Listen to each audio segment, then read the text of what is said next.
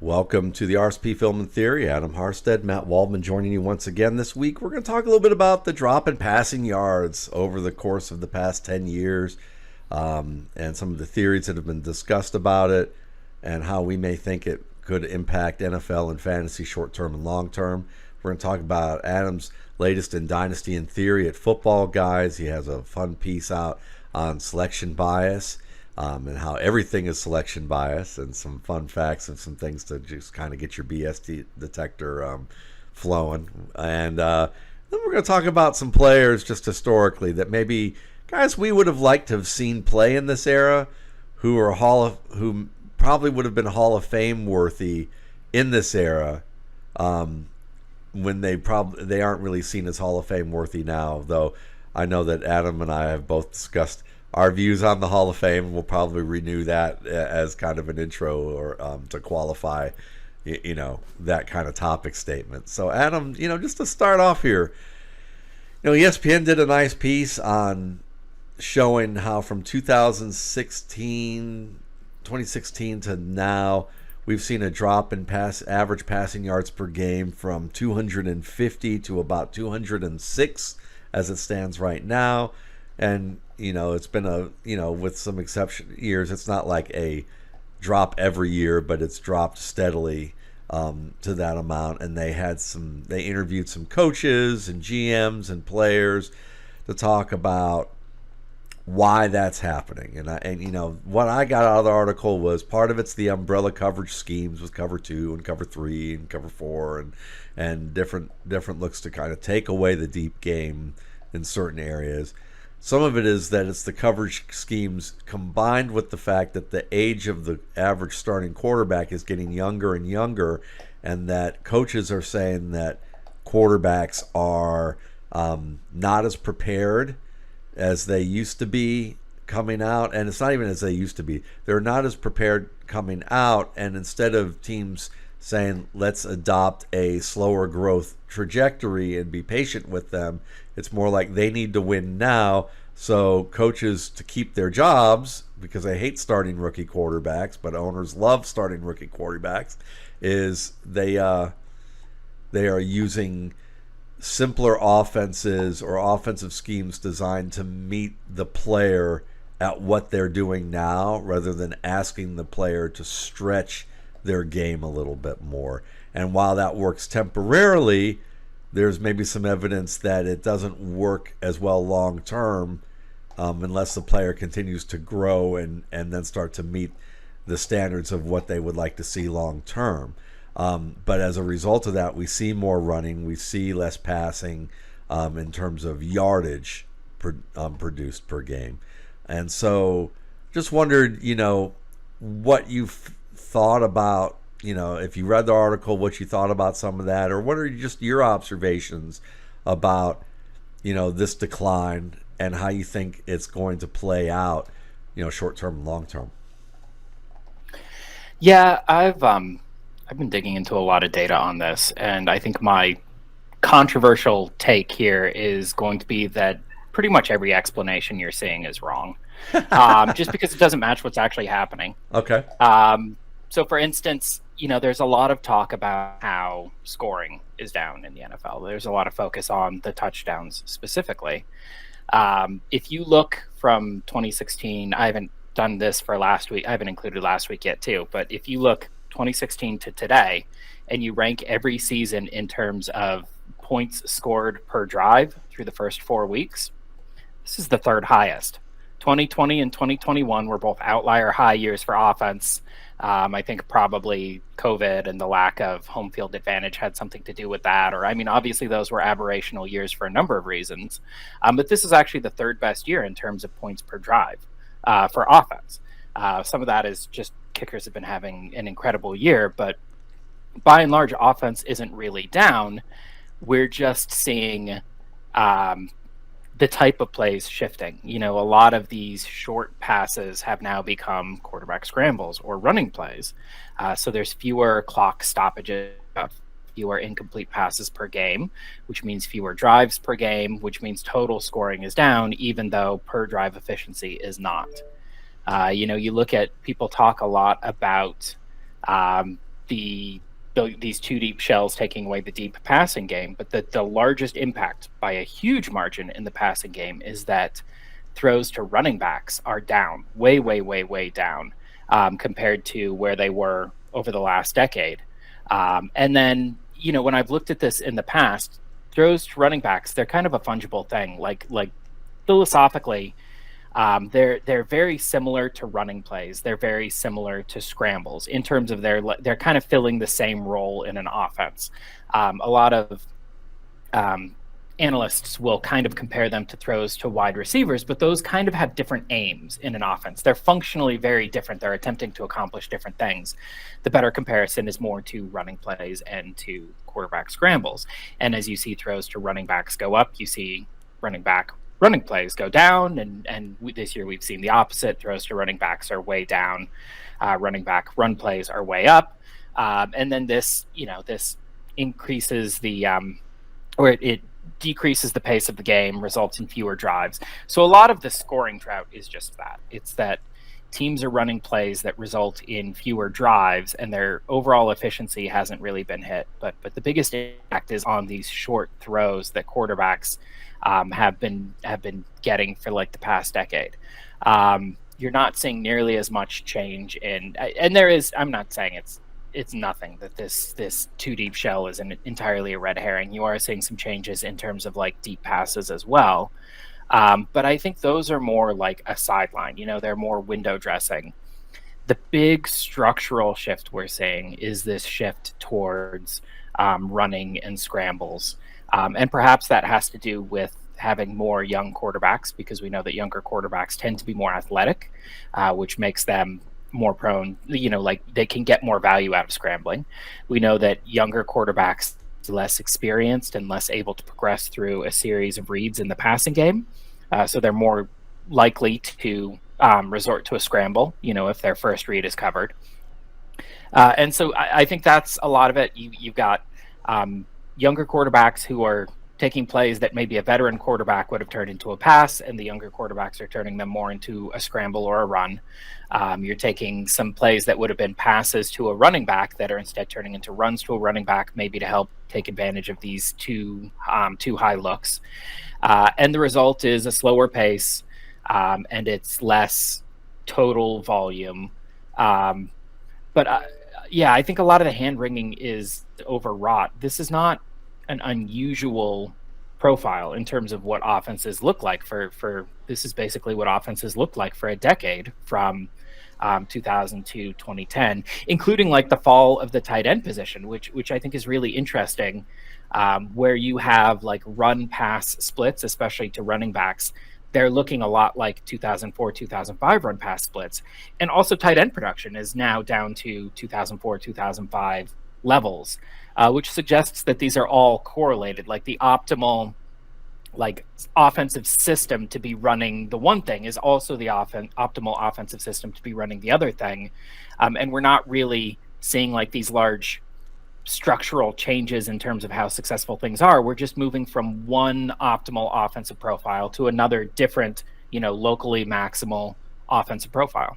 No, I love the explanation. And yeah, I mean, while I was just talking about the drop in passing yards, I love how you took a broader standpoint and saying, talking about the efficiency of scoring and how things really work out from one thing to the, work out and how they're interconnected in terms of, the type of offense you run changes the time of possession and how fast the game goes, and everything that you connected in there makes a lot of sense. And for me, one of the things that I do look at is that, if you're going to spread defenses out and they're going to counter to try and stop that, it's only natural that you're going to run the ball more and you're going to run it up the middle, rather than do all these satellite plays, which is why, even like this summer, I think I was talking about, this is an old school running back draft.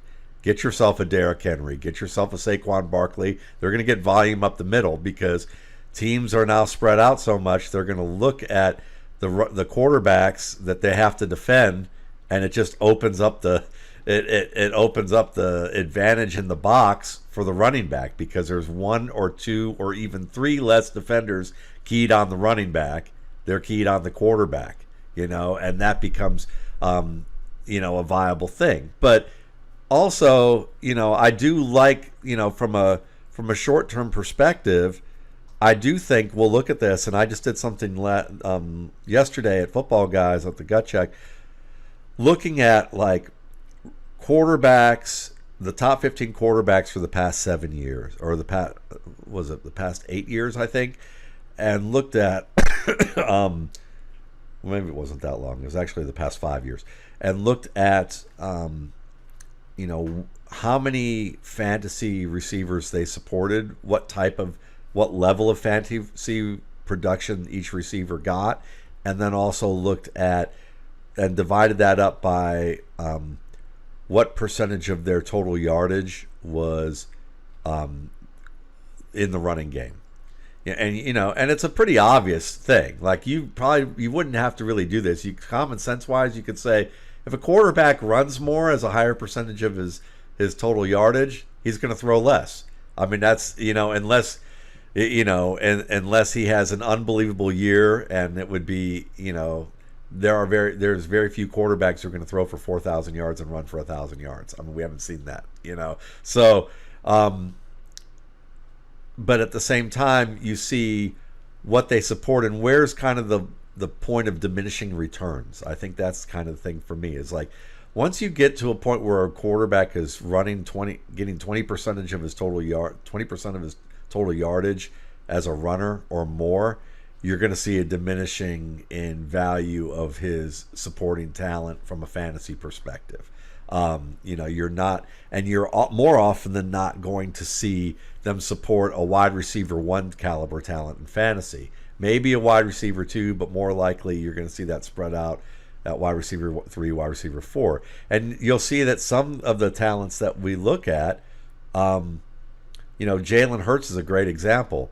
When he's been, if you use that 20% line as like anything over 20%, you would consider they're a running quarterback that year. Anything under 20%, you would consider that they're not a running quarterback. They have mobility, but that mobility is a politically correct term for running quarterback, because people look at running quarterback and they think black quarterback, even though Josh Allen was a running quarterback, Steve Young was a running quarterback. That's what's happened, is in our politically correct society, we use the term mobile quarterback. Brock Purdy is a mobile quarterback. He's not a runner, though. I watched him this week, and he's routinely getting, yardage that moves the chains with his legs when he needs to break the pocket. But we're not mistaking him for Lamar Jackson. So there's just too many negative connotations with running quarterback because it was used as a simplified term. But I'm bringing it back to try, because I think it accurately describes from a percentage of total yardage what they are.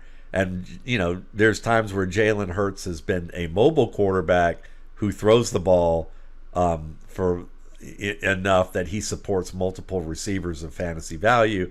And there's been seasons earlier in his career where he was a running quarterback who didn't support as many and wasn't as valuable. And you could see that with a number of players. Daniel Jones qualifies as a running quarterback for some seasons. So I think part of this is that, coaches feel forced to try and meet these players halfway. And I think that we're going to see more of that in the next year or two, I believe. Jaden Daniels is a guy that the Washington Commanders have met halfway. And I think it's great, because really, I'll take this way, Adam, is that people have talked about, should the Bears have drafted Jaden Daniels over Caleb Williams? And the answer for me is emphatically no. The difference is this, is that, think about driving in rush hour traffic, or driving in a place where driving has a reputation for being either dangerous or difficult at times compared to other places. And I can say I've driven pretty much everywhere in the United States that's been that, other than Boston, and I've heard Boston is pretty bad. But I've done Miami, I've done Atlanta, LA. I grew up driving in Atlanta, New York City, the Houston, the like. And I've done Jamaica, when they didn't have really great roads and potholes were the size of craters, and you're driving on the opposite side of the road than you do in the States. And I've done it in a pickup truck with a gear shift on the steering column, moving things that wasn't mine with the roundabouts and all the craters and stuff, and have never done a manual on a gear shift before until I had to do that up and down crazy hills.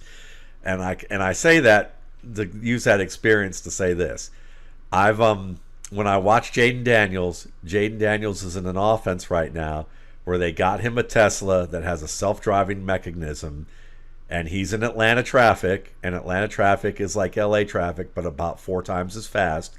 And sometimes people do some wild shit out here. But if with a self-driving car, if you can hit that button anytime, you're going to probably be okay. He has that mechanism with a lot of these throws behind the line of scrimmage, not having to make a lot of checks and reads at the line, where he has a lot of more 1 to 2 progression reads, and they're slowly expanding his opportunities to read downfield and make progression reads. Whereas with Caleb Williams, he has checks at the line. He has to make the adjustments. His offensive line sucks, and he's also being asked to do more with progression reads to manipulate defenses and make decisions of where he's going to put the ball, as opposed to it being a little more predetermined more often with Jaden Daniels. Caleb Williams is driving a car in Jamaica with a shit ton of potholes up and down hills with a shifter on basically the steering column, and the engine light flashing on and off, and the gas gauge not exactly working perfectly as well. And I would say Jaden Daniels would not have been able to handle it as well as Caleb Williams is. And it would be nice if the Bears were able to get him a car, aka the scheme, that was more like Jaden Daniels' scheme right now. But I think Caleb Williams is the only quarterback in this draft class who is probably capable of surviving this situation and not having his career ruined. And we'll see if that's the case. But from my projections and from what I've seen with him as a decision maker, he's doing fine, even though there's lots of hand-wringing in Chicago about that. And whereas with Jaden Daniels, I think it's great that what they're doing with him, and he looks really good, and he's been great for fantasy. But as they continue to expand his game outward, and his teams continue to figure out ways to counter some of that automatic Tesla, the driving mechanism there to kind of force him out of that, we may start to see him struggle a little bit more. And I think they're both going to end up being good quarterbacks, but one is being inflated, and it may turn out that he's a little bit overinflated, and one's being a little overly deflated, diminished in terms of what he has production available to him. But I think if we see more of these teams use the Jaden Daniels approach, then you want to draft them, but you don't want to draft you probably don't want to draft more than maybe their one primary receiver, and that's it. That's kind of what we see with Lamar Jackson, what we see with Jaden Daniels.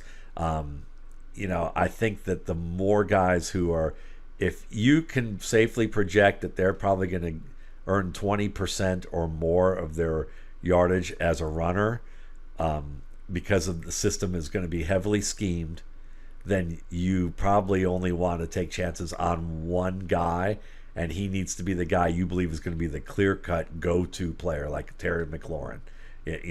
We thought that with Mark Andrews would be that one guy, and it's turned out to be maybe Zay Flowers, but even there's nobody he's really even Lamar supporting on that level. You can look at Kyler Murray and say kind of the same thing with him, and though he's a little bit more on the border, but are we picking McBride or are we picking Marvin Harrison, or is it going to be they're going to be low-end fantasy plays for you every week? And I think that short term, that's going to be the problem. Long term, I think the pendulum will eventually swing, but because I don't think we're going back to the 1970s of the dead ball era, and we're looking at a 3,000-yard season from a quarterback and saying they're having an MVP caliber year. I don't think that's happening, but I do think we're going to see a drop for the next 3 to 5 years in passing yardage, and until we get either quarterbacks until teams start to either give quarterbacks a development plan where they can then grow into being better field generals with decision making. And because the guys who understand these coverages are still ripping them up, I mean, they're still able to get deep on cover two, on quarters, on cover three, and they're figuring out ways to do that because they see the disguises better. They've had experience doing that. But you got to give them those experiences, and they've got to grow into it. And right now, we've only seen a couple cases with that right now. So it's very possible that even like a year or two, we're going to look at like Jaden Daniels and see him as more of an exceptional case as opposed to the norm. Yeah, I mean, I think that like the instinct there is largely correct. I mean, if you think conceptually, a quarterback who tends to run, those runs are replacing something else, and designed runs are kind of their own thing. Those are never as common as people think. Like even on Lamar Jackson, like a small percentage of his runs are designed runs. Most of the time what's happening is it's a scramble, and usually a scramble's happening 3 seconds into a play when nothing's open and the quarterback says, all right, let's try to make something happen. So for a quarterback like Lamar Jackson or Jalen Hurts or Jaden Daniels, those scrambles are replacing something that for a quarterback like Tom Brady, that would be the time when he's going to shift in the pocket and look for someone deep downfield. So those scrambles tend to be exceptionally damaging to wide receivers because on a quarterback who doesn't have that instinct to scramble, those are the plays that result in the 40-yard gains. And so all of a sudden, a lot of those deep passes and a lot of those throws well past the sticks and a lot of those chances to get open in a broken coverage because the cornerback can't hold up for 4 seconds, those are gone. So yes, I do think that scrambling quarterbacks do tend to have a deleterious effect on their targets, and especially on their wide receiver targets who are typically working deeper downfield. I would caution against using like 20% of yards on the ground as maybe the mark for this. And you mentioned Jalen Hurts, and I think he's kind of a really interesting example of this because if you look between 2021 and 2022, he had about the same number of pass attempts per game in both years. He had 432 attempts in 2021. He had 460 attempts in 2022. He had about the same number of rush attempts per game in both years. He had 139 attempts in 2021 and 165 attempts in 2022. So slightly more rush attempts, slightly more pass attempts, about the same ratio of rushing attempts to passing attempts. He was kind of the same guy in terms of like tendency to run. But in 2021, he averaged 7.3 yards per attempt. And in 2022, he averaged 8.0 yards per attempt. So as a result, his passing yardage went from 31.44 to 37.01. And as a result, he looked like much less of a running quarterback in 2022 than he did in 2021. Not because he was any less likely to run, but because in 2022, he had A.J. Brown in town. A.J. Brown was, bending defenses into pretzels and catching these balls and legging them out into long after catch gains. And so it kind of becomes circular where if you take a quarterback like 2021 Jalen Hurts and you give him, he gets a receiver who winds up being a top end wide receiver one, he's going to look like a rushing quarterback or he's going to look like a passing quarterback. And if he doesn't get that top receiver, he's going to look like a rushing quarterback. It's a profile that really could go either way. And so then when you find this correlation between, well, when he's a rushing quarterback, he doesn't have a wide receiver one. And when he's a passing quarterback, he does have a wide receiver one. It's true, but it kind of gets the causal effect backwards. So yeah, I think it's the right answer just from a conceptual standpoint, but I don't know that that's necessarily the way I would go about finding it just in terms of predicting like whether he can support a wide receiver one, because then it starts to get a little bit circular. I like using percentage of yards coming by rushing when looking at like quarterback careers to find the guys who were running threats versus passing threats to isolate like the Steve Youngs from like the Patrick Mahomes. But I think in this particular case, it can get a little bit circular. Yeah, I kind of look at it like this way. Like in 2021, Hurts was running 20% of his yardage was running, or in 2022 it was 17%, and then in 2023 it dropped to 14%. And so a lot of that does, like you said, it has to do with the caliber of the receivers that he has on staff.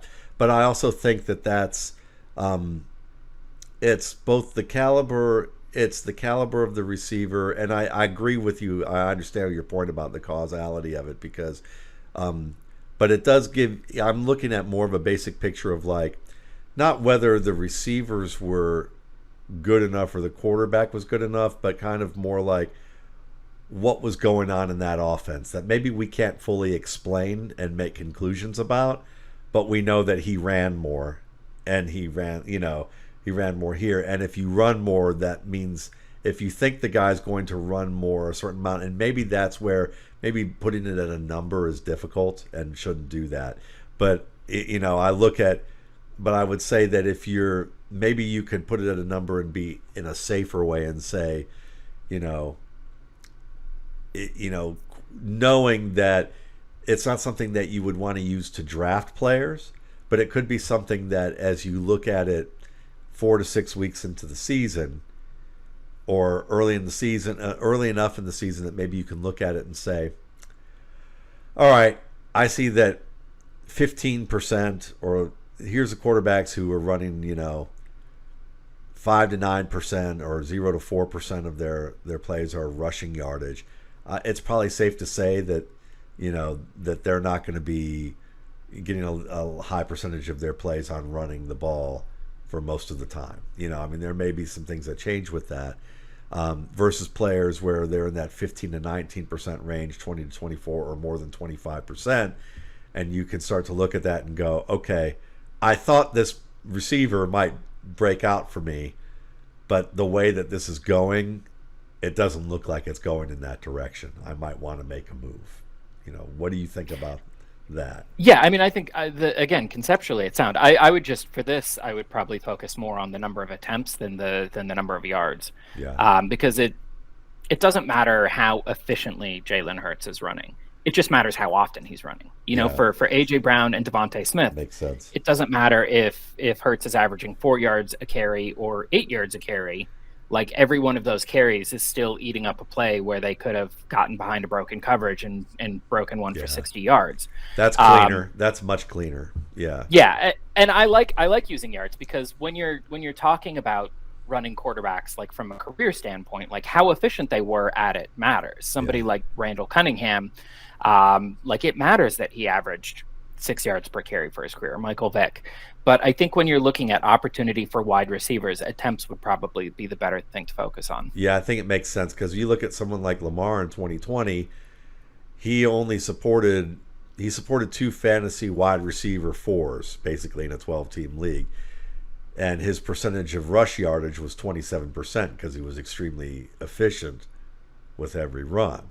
But the attempts would have told you more about really what's going on with the receivers. So that makes total sense. Okay, great. So have we pounded this one in the ground enough? Should we move? Yeah, let's move on. So let's talk. Whatever, we do what we want. I don't know if we have or not, but we're going to do what we want. Yeah, and let's do that. So let's talk about Adam's latest. In terms of everything being selection bias, and why selection bias infects everything that's interesting, and how to spot it. And you have a fun photo of, like, basically barber's equipment here, which, I don't know. I could use a trim. So, but anyway, go ahead. So tell us a little bit about what you featured this week, and where you're seeing some things that would be fun for people to kind of take note of. Yeah, so I call it Harstad's razor. A philosophical razor is just like a handy problem-solving tool that'll help you get to the right answer more often and quicker. So the most famous one is Occam's razor. All else being equal, prefer the simpler explanation. A fun one, I like Hanlon's razor, which says never attribute to malice that which is adequately explained by stupidity. Like, the world's not out to get you. They're just really bad at their jobs. Like that bureaucrat at the DMV He doesn't hate you. He's just bad at his job. Don't assume ill intent when you can explain things by incompetence. So that's Hanlon's razor. The British sometimes will say cock up before conspiracy. But I have Harstad's razor, which is that, anytime you see anything interesting, cool, compelling, just assume that it's selection bias, hell, prove otherwise. And it's just a mental habit to get into, because it's not that literally everything is going to be selection bias, but if you get in the habit of looking at something and thinking, that's interesting, let's think about how this is possibly selection bias, you're going to spot flaws very, very quickly. So, for instance, using that Jalen Hurts example you just gave, you're talking about Jalen Hurts and everything. And I said, that's really interesting. I bet you that's selection bias. And Yep. So I pulled up his Pro Football Reference page, and I saw that, actually he had the same number of rush attempts and pass attempts from 2021 to 2022. It's just he was a lot more efficient passing. So, it's a mental habit to get into. Anytime you hear like anything, if you think it's interesting, the thing that makes things interesting to you is going to be that they're surprising. And if something's surprising, the two possible explanations are that it's true and completely unintuitive and you hadn't considered it before, or it's false and somebody screwed up something along the way. And of those two possibilities, that it's false and somebody screwed up explanation is more common. Right. So I give some examples of, like there's a lot of really fun examples of how things are selection bias. For instance, if you look at college students, you go to any college you want, doesn't matter, pick any college in the world, and you get every student's SAT scores and every student's grades. You're going to find a negative correlation between SAT scores and grades. The better they did in their classes, the worse they did on their SATs. And you might look at that and be like, oh, it turns out that the smarter students are, the lazier they are. You come up with this great theory, unifying theory that kids who intuitively get the concepts and therefore crush the tests, they don't need to put in the work. So then they do worse on the homework and they get worse grades. That was definitely the case for me as an individual in high school. But the actual answer is no, it's just selection bias, because the students with terrible grades and terrible test scores, they didn't get into that college. Their resume wasn't good. The students with phenomenal grades and phenomenal test scores, they got into that college, but they also got into a better college and they went there instead.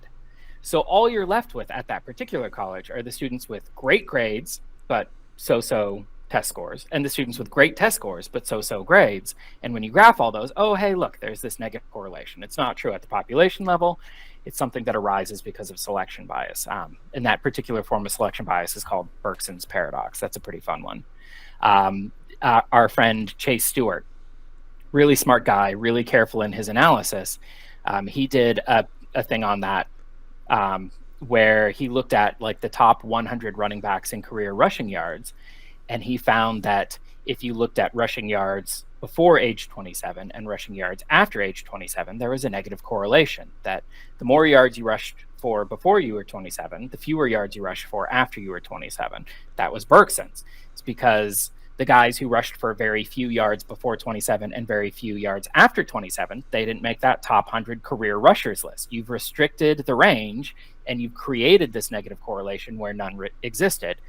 Whereas if you looked at it, just think about it conceptually. If you look at it among all NFL players ever, of course there's a strong positive correlation between how much you rushed for before 27 and after 27. The guys who couldn't even get on the field before age 27 and rush for 0 yards, they're not going to get on the field after 27 either.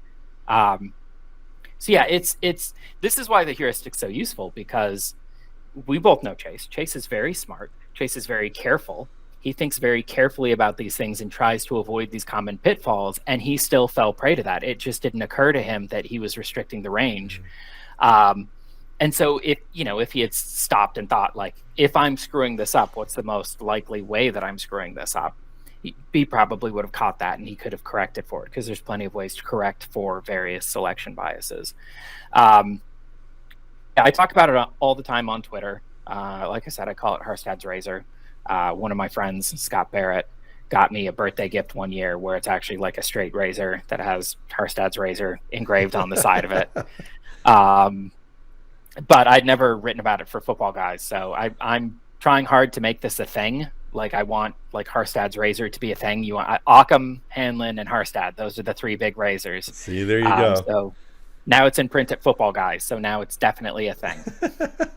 So if you were to describe each razor, though, what would they look like? That's what I want to know. See, would yours have a grip that like a brass knuckles grip on it, or so that it could double for also pummeling people over the head with it, or would it be more of one that would slip and cut yourself and that because it's too ornate and friendly? How would you describe the handles for each of these? Well, Occam's wouldn't have a handle because, all else being equal, you want the simplest device possible. So Occam would just use the razor, just the straight razor itself. That would be the simplest form. He'd be the one you'd want in prison, right? So that you could put it on a toothbrush, I guess. Right. Okay. Hanlon's would be like your more classic straight razor form, except that he would have mounted it backwards and the razor would be on the handle, and then the shaving arm would be completely blank, and you think it's somebody's trying to cut your hand, but no, it was just incompetence. It was one of those like you had one job moments. So we'll see how yours evolves in terms of what we would do with that. So we'll stay tuned with that. But okay, so. And it's funny too. The reason I like it is because there's just so many different varieties or different flavors of selection bias. I mean, it's for me as a reminder of all of the different ways I can screw things up, because it's not just like, oh, here's this one thing you need to look out for. There's like a whole universe of there's confounders, which is where you're looking at the relationship between two variables, and there's a third variable that actually influences both of them. But there's also something called colliders, which is where you're looking at a relationship between two variables, and both of those variables also influence a third variable. So it's like a confounder, but the arrows run in a different direction. And just reversing those causal arrows like completely changes how that impacts the interaction. So for instance, like there's studies that find that for couples without children, marital satisfaction stays completely flat. You look at couples who have been married for 1 year, they are just as happy in their marriage as couples who have been married for 10 years, who are just as happy in their marriage as couples who have been married for 50 years. Now you look at couples with children, and there's a strong negative relationship between how long you've been married and how satisfied you are in that marriage. Couples who've been married for 2 years, they look just like couples with no children at all. They're super satisfied with their marriage. But married couples with children who've been married for 20 years, they're miserable in their marriage. And you can look at that and say, children make you miserable. They may or they may not. I mean, I have some personal experience on that matter. I have opinions on that. But that's not what this study is finding. This study is finding that if you are married and you don't have children and you're miserable, you get divorced and you're not married anymore. Yeah. If you're married and you have children and you're not, and you do have children and you're miserable, you don't get divorced. That you stay together for the kids. It's not stay together for the golden retrievers. So there's a lot of couples who are miserable.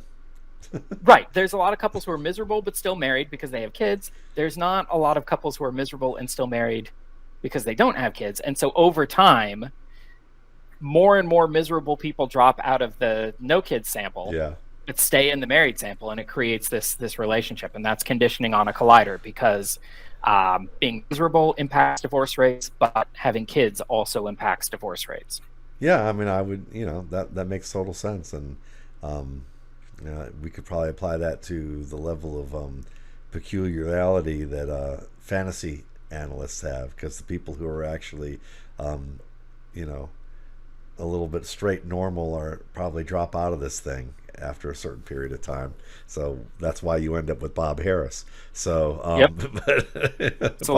Bob Harris, Sigmund Bloom, Adam Harstad, Matt Waldman. There you go. That we've been here the longest, so for a while. So, but no, seriously, one thing that just strikes me, I don't know why I'm kind of like going off on tangents today, but like it strikes me that listen to you discuss this particular subject. I kind of admire the way you approach it kind of reflects how you approach the world with a level of humility with how the world is, And and listen, you talk about it, I think about how someone with that kind of knowledge, you kind of have to look at the world as kind of this humorous place that is kind of fun and kind of like a game. And there is, and you have to have kind of a humility with it, because wherever you step there's a landmine that's about to go off. And if you can approach it, and if you can appreciate that the landmine is sometimes just like rubber snakes, or or harmless fire, some sort of harmless explosion of confetti or something like that, and it's not always something big, bad, and dangerous. It just makes looking at the world and being open to learning a lot more fun. And I think that the way that you approach a lot of these topics is certainly reflects that. So I appreciate that about you, and I appreciate about how you approach this. Yeah, I mean, selective bias, and this, I mean, honestly, it's kind of hilarious to me, just because it's very much a there but for the grace of God thing. Like, I've done all these things. I'm not, I don't think anything of like somebody who falls for these traps. I've fallen for all of them. Every single one of these rakes I've stepped on and smacked myself in the face. Yeah. And I will step on again, even knowing and being on the lookout. So yeah, to me, it's kind of a game. And anything you can turn into a game, you're going to be better at, because you're going to enjoy doing it. It's going to be fun. You're going to look forward to it. And so that's why I'm doing the whole Harstad's razor thing, where like, instead of like, oh, how did I screw this up? Let's go through this miserable process. Somebody yesterday suggested one way of proofreading your articles is read the entire article word by word backwards. Right. Like, read the last word. I saw that. The second to last word, and then the third to last word. And I'm like, I have no doubt that is incredibly effective, because it's going to strip everything of all semantic context, and you're going to be able to view things on their own terms. But that sounds like emotional abuse. Like, that's what I would do. Like, when I hate myself, that sounds absolutely miserable. I would much rather do things that maybe are not effective, but are like fun and interesting, and ways to like turn proof checking your work into a game, because then I'm actually going to look forward to doing it. Yeah, and rather than dreading the article's done, now I have to proofread it. That lady who suggested that must have good self-esteem, I gotta say. Pretty healthy. She's been through the fire, maybe, I don't know, but it's a great reminder that it takes all types. She said she hates it too, but one of the first times she tried it, she realized that she'd written an entire article about t-shirts, and every single time she had called them t-shits. Reading it backwards, she saw it immediately, and she's like, okay, so I hate it, but like, now I see the value. Yeah, for sure. I've definitely, certainly reading things out loud, that is probably one of the easiest, safest things to do. You want to do that. That's for sure. But yeah, I like that suggestion too. I think I've interacted with her before, and I gave her a follow just from reading that interaction you two had. I did that this afternoon, so that's funny that you mentioned it. But yeah, I'm sure you get this too, where like there's certain avatars or names that you see pop up on your notifications feed often enough, where you start to get a sense of, I'll get people who message me and they're like, you have no idea who I am, and I'm like, oh yeah, absolutely, I see you in my notifications all the time. People. It's not, to some extent, a relationship between somebody who's creating content and somebody who's consuming content is a parasocial relationship. It seems like a one-way street, where like we are talking to them and they're not talking back to us. But I would just tell our listeners and our followers and the people who are interacting with us regularly that no, actually, it's really not like that. Like, I notice if you're regularly in my notifications, I recognize and often look forward to seeing you pop up, and it's kind of an interesting dynamic I would not have expected. Yeah, for sure. And it's definitely been it's a fun part of the journey. And it's funny because I just had somebody write me who I had never met before, but it was fun because he had studied cognitive psychology, and I've always found that to be an interesting subject.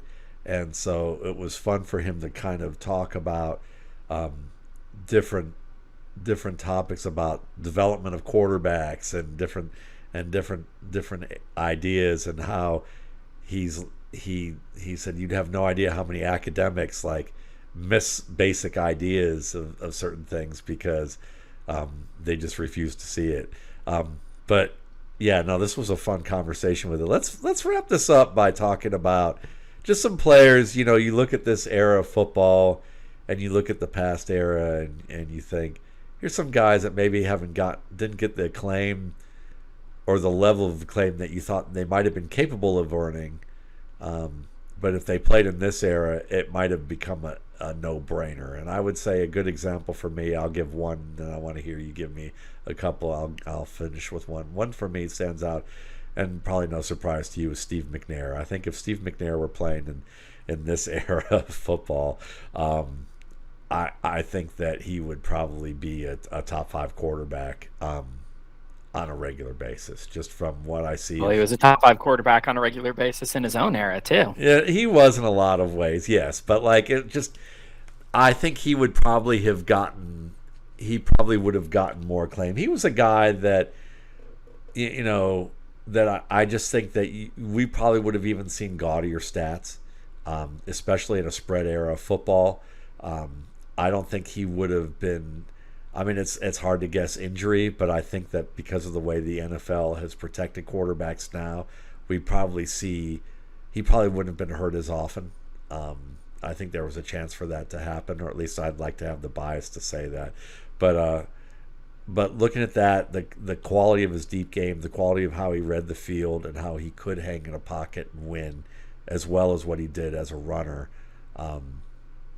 You know, I think, because I remember at least 2 or 3 injuries that he had where he got pushed out of bounds and rammed into things that probably wouldn't have happened in today's league, or at least it would have happened maybe once. I don't think we'd see early career Anthony Richardson out of Steve McNair. I think we'd probably see the opposite. So he's certainly one that I think that, or if, you know, I just go back in time and tell Bud Adams, don't worry about Randy Moss. Go ahead and pick him. You don't need to pick Kevin Dyson. Just pick Randy. It'll be fine, and you guys will be winning Super Bowls. You know, one of those two I would have liked to have seen. Yeah, it's funny. Getting back to the first topic of the day, if you'd asked me 4 or 5 years ago, it would have been very easy. I could have rattled off a list of receiving running backs who didn't get their due.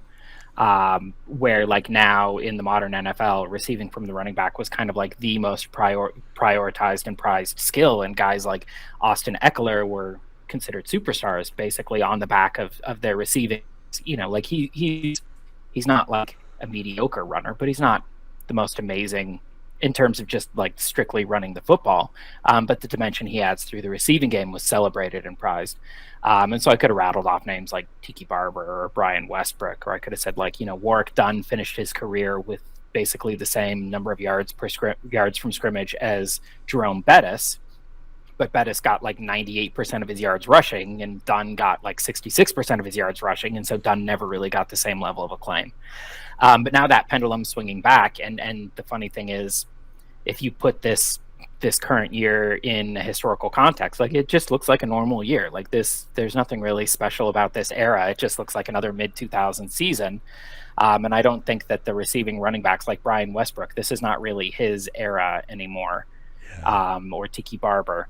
So I'd probably go, I don't know, since it's not such an unusual era, I'm kind of going to take a different tack. I think that I would have loved to see Percy Harvin get another chance to run his career. I don't think the era is really different than when he played, but I think early on the NFL kind of forgot that players could be like Percy Harvin, and there were a lot of guys like Percy Harvin 50 years ago. There was Lenny Moore, there was Frank Gifford, there was Bobby Mitchell. There, you know, that was a very common type. And then the NFL kind of forgot, and then Percy Harvin had to come in and remind people again that, like, yeah, this is a totally valid type that can have value. A lot of people remember Adrian Peterson's Magic MVP 2012 year. What a lot of people don't remember is that prior to Harvin's injury in Week 8, he was considered the most valuable player on that Minnesota Vikings offense. Yeah. And he was an MVP candidate, a strong MVP candidate through the quarter, halfway point of the season before he got hurt. If he were to come in now and had the benefit of leagues having seen Percy Harvin and Deebo Samuel, I think teams would have embraced who he was a little bit more and let Percy be Percy to a greater extent than Minnesota did. And I think Minnesota did to a pretty good extent already. But I think, and partly too, maybe he sticks around with the team and he gets a team that's invested in him in the long term. And I think he could have had a Hall of Fame caliber career, or at a bare minimum, been seen more like Deebo Samuel. I think he's a better version of Deebo Samuel that doesn't really get recognized as a better version of Deebo Samuel. So I'd pick Harvin. He was a lot of fun. I remember too, in college, he was basically just Reggie Bush. You look at his numbers compared to Reggie Bush's numbers, or you add his receiving and his rushing together and you compare to Michael Crabtree, and his numbers were basically identical to both of those guys, but they were both more celebrated because people knew what they were more. Reggie Bush, okay, he's this. Michael Crabtree, okay, he's this. Percy Harvin, he's kind of not either. He's kind of both. So I would love to see Harvin.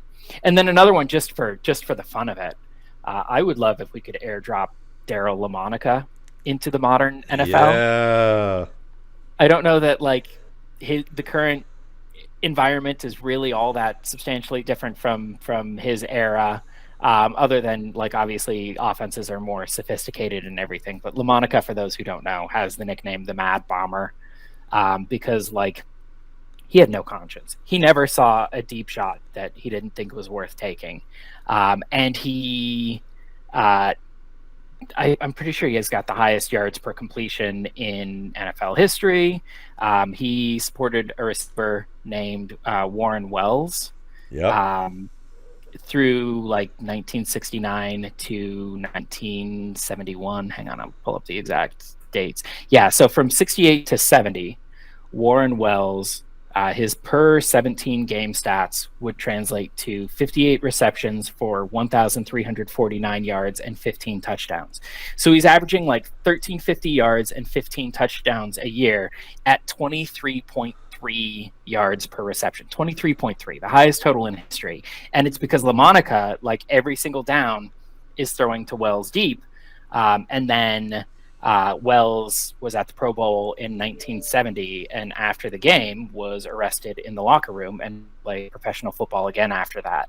But that was kind of just Daryl LaMonica was kind of he was like Al Davis's fever dream. That's all he did was throw the.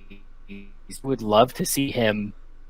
You drop him in today, and defenses are like, oh yeah, well we're gonna run against you, and Lamar would have been okay, yeah, so what? Cool, screw around, I don't care, screw around, see what happens, fuck around and find out. He would absolutely, you can have you can run 100% 2 deep shells, you can run 3 deep shells, you can run whatever you want. I'm still going to throw over the top of you. Maybe it'll work, maybe it won't work. I guess we're going to find out, aren't we? He was really funny. I don't know if I would consider him a Hall of Famer, just in terms of I think in terms of quality, he was probably roughly as good as Kurt Warner. And for me, Kurt Warner is kind of on that fringe Hall of Fame caliber. But just in terms of how unique and how fun he was, and the aesthetic, he's kind of my aesthetic ideal, just in terms of how he approached the game. Where in 1969, he led the league in yards, touchdowns, and also interceptions, and he's just gonna chuck it every single play. I would love to see him in the modern era. I think he would make the league a lot more fun. I love those choices. I'm gonna go for two more choices.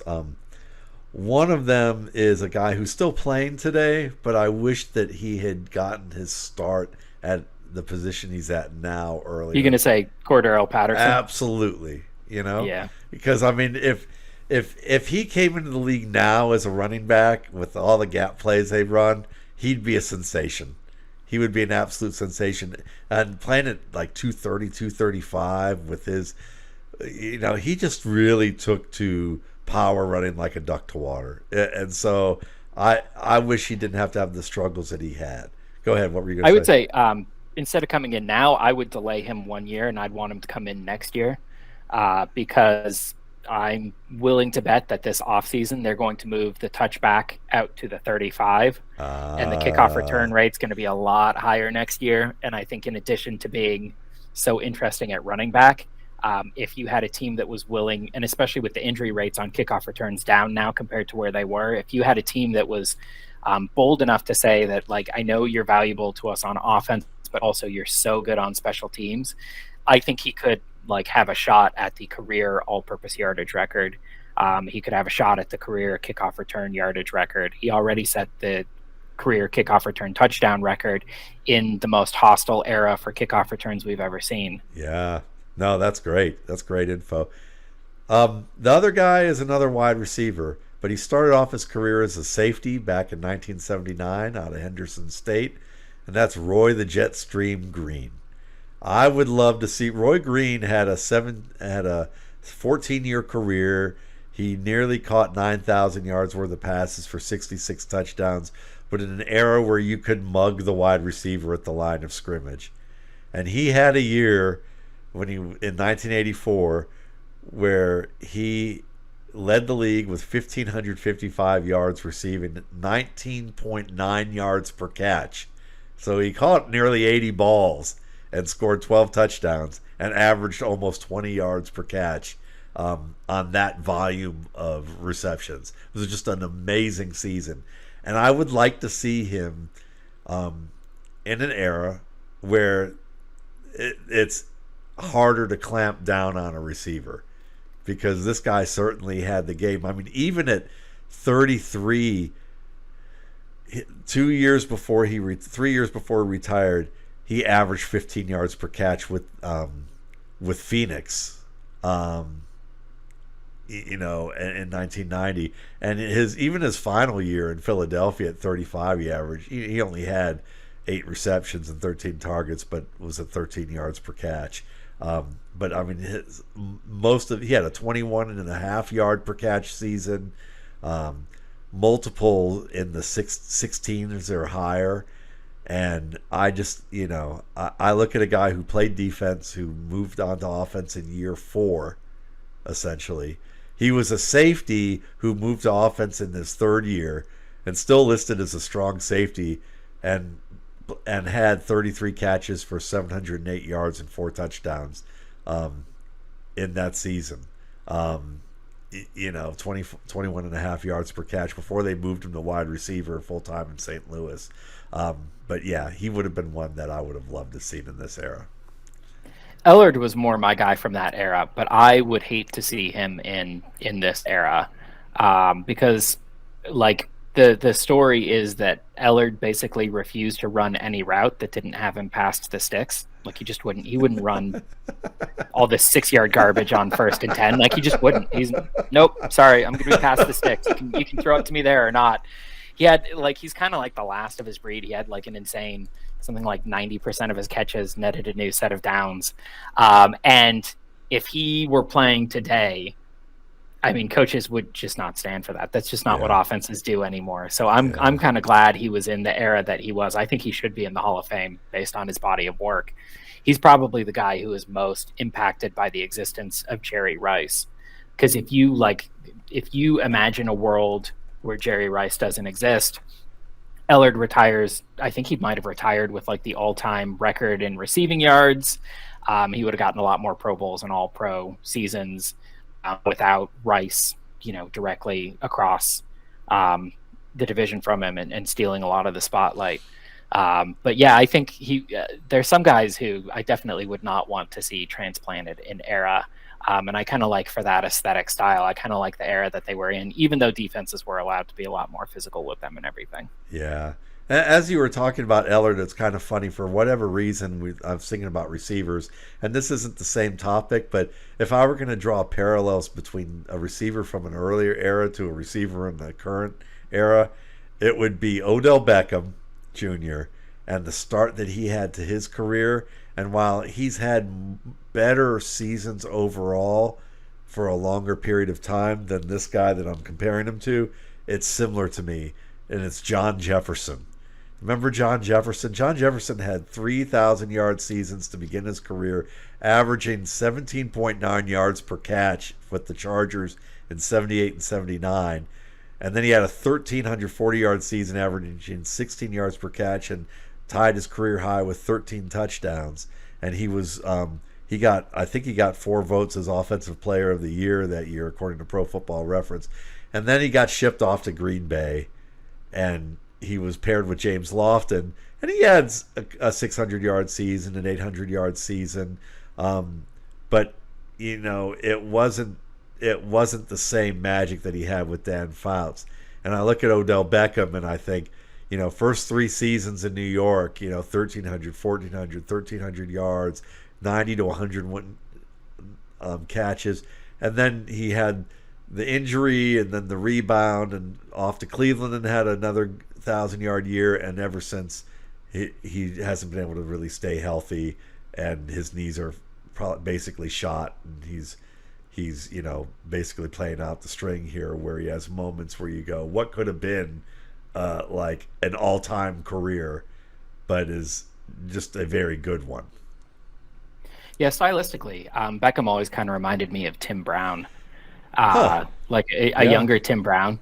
And that's another guy where, like, I don't know that the modern era is necessarily any better for Brown's game than his current era was, but I would love to bring him to the modern era just so he didn't have to deal with Al Davis hating him for the first 5-6 years of his career. True. And he got that early owner buy-in.